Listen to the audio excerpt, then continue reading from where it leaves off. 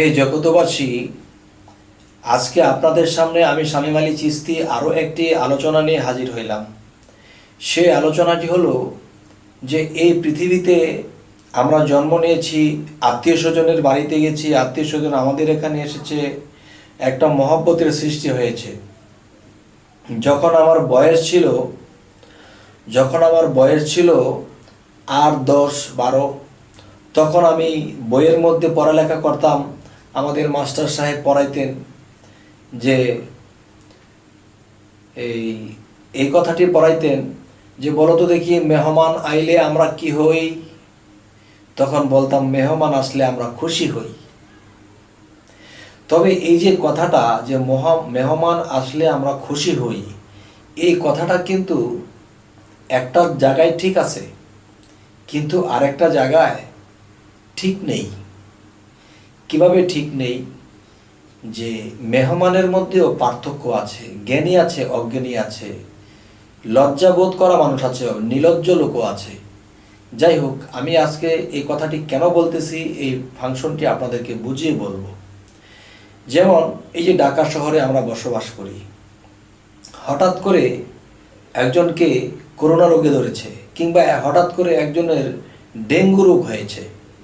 এখন দেখা যায় তার ফ্যামিলির লোক 4-5 ফ্যামিলির লোক, এই ফ্যামিলির লোক এই রুগীকে নিয়ে এই মেডিকেলে যায়, ওই মেডিকেলে যায়, ওই মেডিকেলে যায়। তারা হরান পেরাসান হয়ে অস্থির, তাদের ক্লান্ত ভাব এসে গেছে। যেরকম অর্থনীতি খরচ হলো, মধ্যবিত্ত মানুষ, তারা স্বল্প আয় সংসার চলে। এই একটা রোগী বিভিন্ন মেডিকেলে দৌড়াদৌড়ি করলো, এরপরে দেখা গেছে তার বিভিন্ন রোগে আক্রান্ত হয়েছে। তার পিছনে চেক আপ করতে গিয়ে বিভিন্ন আইসিইউতে রাখতে যাইয়া তার বেসামাল টাকা খরচ হয়ে গেল। তখন দেখা যায় 15 দিন 20 দিন এরকম কষ্ট করে করে তখন মেডিকেল থেকে রুগীটা মোটামুটি সুস্থ করে বাড়িতে নিয়ে আসছে। এখন রুগীটা হাঁটতে পারে, চলতে পারে, আস্তে আস্তে খাইতে পারে, এখন টুকটাক কিছু করতে পারে, তো মোটামুটি ভালো সুস্থ। তো এই 15 দিনের ভিতরে দেখা যায় যে সেই রুগীকে দেখার জন্য ওরকম কেউ যায়নি। যখন রুগীটা মোটামুটি সুস্থের দিকে আসছে, তখন দেখা যায় দেশের বাড়ির থেকে শুনছে এই মুখের আমার এই খালাতো ভাইয়ের এর অবস্থা হয়েছে, আমার খালাতো বোনের এই অবস্থা হয়েছে, চল দেখে আসি। তখন সে দেশ থেকে আসে, দেশ থেকে আইসা এখানে আইসা 3-4 দিন 5 দিন থাকলো। আবার এরা বিদায় নিয়ে গেল, তো আরেক দল বলতেছে যে আমাদের ইমুক অসুস্থ হয়েছে, আমরা তারে দেখে আসি। তখন তার আইসা আবার এখানে 3-4 দিন থাকলো।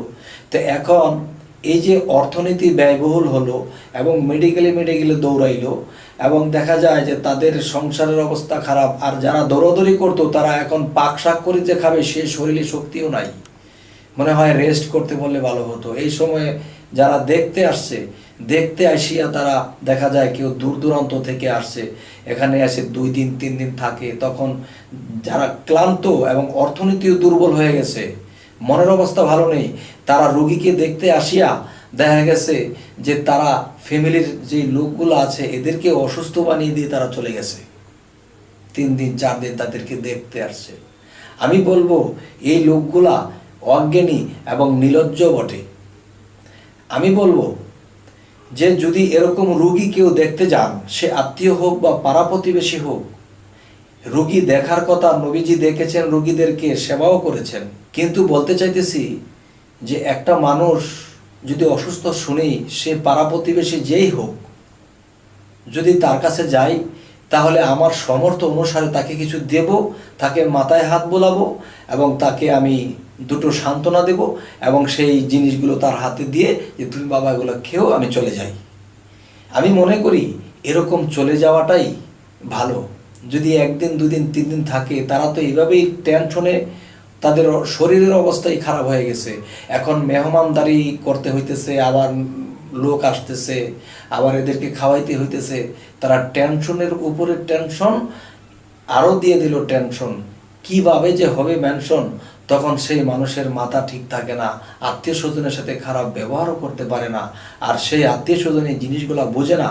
তবে হে জগতবাসী, আমি সকলের পায়ে হাত রেখে বলি যে আমরা মানব সেবা করব, আমরা তো সেবা করতে যাব বা রোগীকে দেখতে যাব, সে জায়গায় আমরা তাদের সেবা নিতে গিয়েছি, তারা ক্লান্ত হয়ে আছে, সে জায়গায় আমরা তাদেরকে আরও চাপিয়ে দিয়েছি, এটা আল্লাহ বেজার হয়। তবে এরকম পরিস্থিতি আমিও পড়েছিলাম এবং এরকম পরিস্থিতি অনেক জায়গাতেই হয়। তবে এই জিনিসগুলো যদি কোনো জ্ঞানী মানুষ তার মোটামুটি জ্ঞান থাকে তাহলে এই জিনিসগুলো বুঝে বুঝে চলবে। তা এ কারণেই কথাগুলো বললাম যে আমরা যদি এক জায়গায় বেড়াইতে যাই বা আমরা একটা রুগীকে দেখতে যাই, বেড়াইতে গেলে সেটা অন্য জিনিস, একদিন দুই দিন। কিন্তু রুগী দেখতে গেলে সেখানে রুগী দেখে তাকে আদর যত্ন করে তাকে কথা বলে তাড়াতাড়ি করে আমি যাই কিছু নেব তার হাতে দিয়ে আমি চলে আসব, সেখানে আমি থাকবো না। কারণ তারা যে অবস্থায় দিনগুলো কাটিয়েছে, এখন তারা একটু স্বস্তি নেবে, তারা একটু জিরাবে, সে জায়গায় তারা মেহমানদারি করতে করতে তারা আরও অসুস্থ হয়ে পড়ে, না পারে কিছু বলতে, না পারে তারা সইতে। হে জগতবাসী, এই কথাগুলো হয়তো আপনারা ভাবতে পারেন এই ধরনের কথাও কি বলতে হয়। তবে এই পরিস্থিতিতে যারা পড়েছে তারা জানে যে আসলে এই বিষয়টা যে কত কষ্টনীয় বিষয়, কত একটা খারাপ বিষয়। তো এরকম আমরা বুঝে চলবো ইনশাল্লাহ। তো আমার কথায় কেউ কষ্ট পাবেন না। তবে আজ এই বলেই রাখছি, সকলেই ভালো থাকবেন। আল্লাহ হাফিজ।